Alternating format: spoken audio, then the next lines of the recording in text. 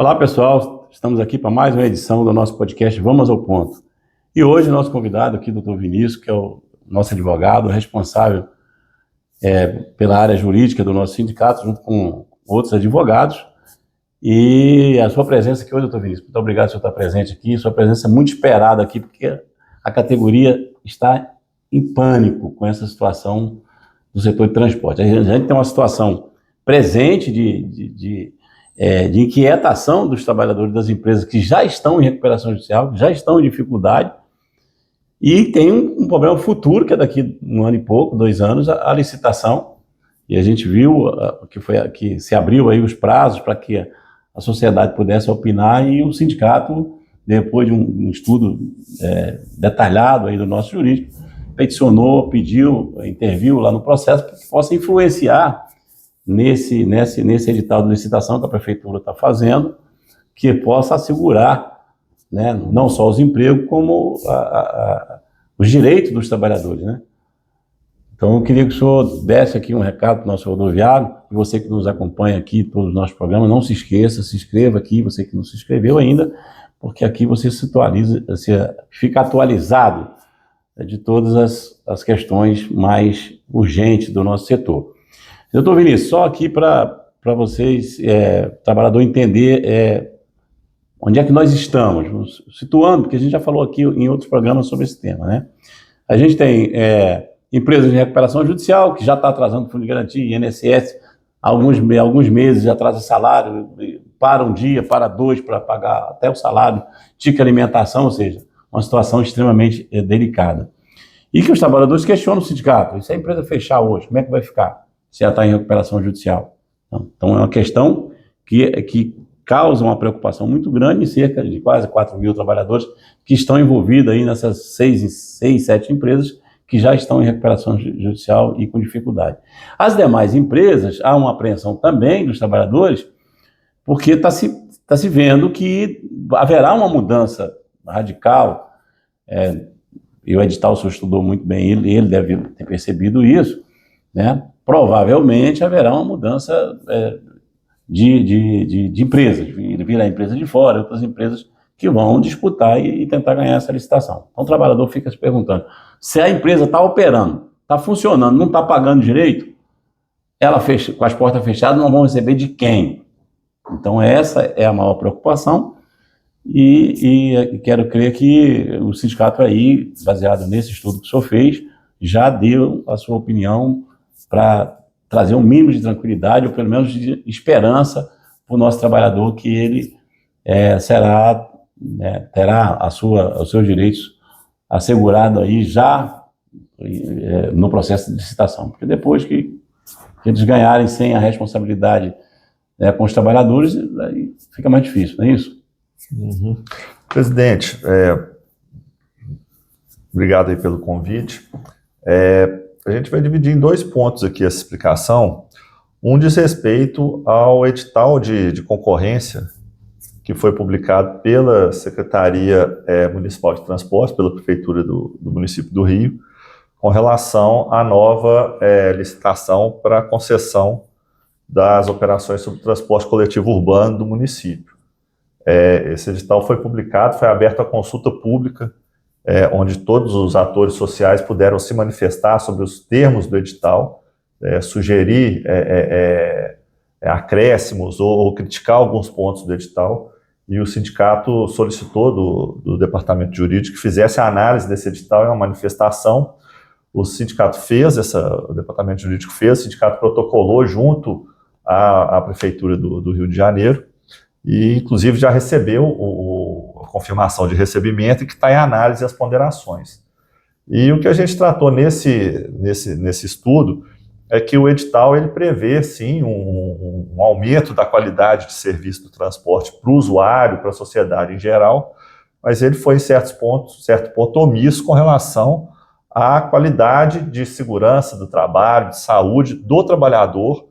Não foi tão citado, não foi aprofundado ou esclarecido como deveria ser nesse edital de licitação. Então, o rodoviário, o trabalhador rodoviário, ele tem uma dupla função no sistema de transporte. porque ele é usuário também, no momento que ele se desloca do trabalho para casa e de casa para o trabalho, e ele é o operador do sistema, então ele tem que ter um bom transporte coletivo como usuário, mas também tem que ter a garantia de que a dignidade dele, enquanto ser humano trabalhador, vai ser respeitada dentro do contrato de licitação. Então, a gente manifestou lá um ponto que não foi explicitamente colocado no edital, com relação à instalação, banheiros, a água potável, que a gente já teve problemas anteriores aí de falta de... Continua tendo. Ainda continua tendo ainda, de falta de instalações decentes e de água potável para os trabalhadores. A gente pediu para que o edital preveja isso expressamente, crie a condição para isso.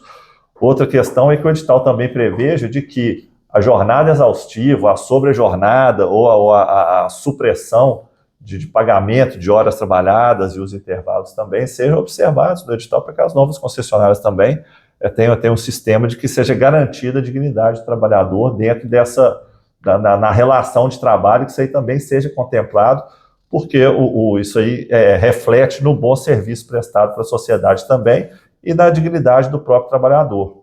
Assim como as garantias convencionais e legais que existem para os trabalhadores e que são previstas na convenção coletiva, como auxílio alimentação, como o próprio passe livre, a conquista histórica. O edital também ele prevê que deve ser respeitadas as convenções coletivas, mas ele não prevê explicitamente os benefícios já conquistados lá como integrantes da concessão. E nessa preocupação maior que existe hoje, com relação à garantia de pagamento do passivo trabalhista dos trabalhadores que estão hoje nas empresas, que as empresas não vierem a se manter no novo sistema de concorrência. A sugestão do sindicato é que sejam as novas concessionárias e os consórcios, e até no momento, em algum grau, o próprio poder público seja aval ou garantidor do pagamento dessas verbas decisórias para esses trabalhadores que tenham esse tipo de problema, com a empresa que está em recuperação judicial e empresa que é vinculada a consórcio, caso elas não se mantenham no sistema, que haja também a previsão no edital, um incremento desse edital garantindo essa transição para manutenção dos postos de trabalho e, não sendo possível a manutenção dos postos de trabalho, que haja a garantia de quitação dessa verba desse passivo trabalhista com todos os empregados. Então foi nesse sentido que nós nos manifestamos.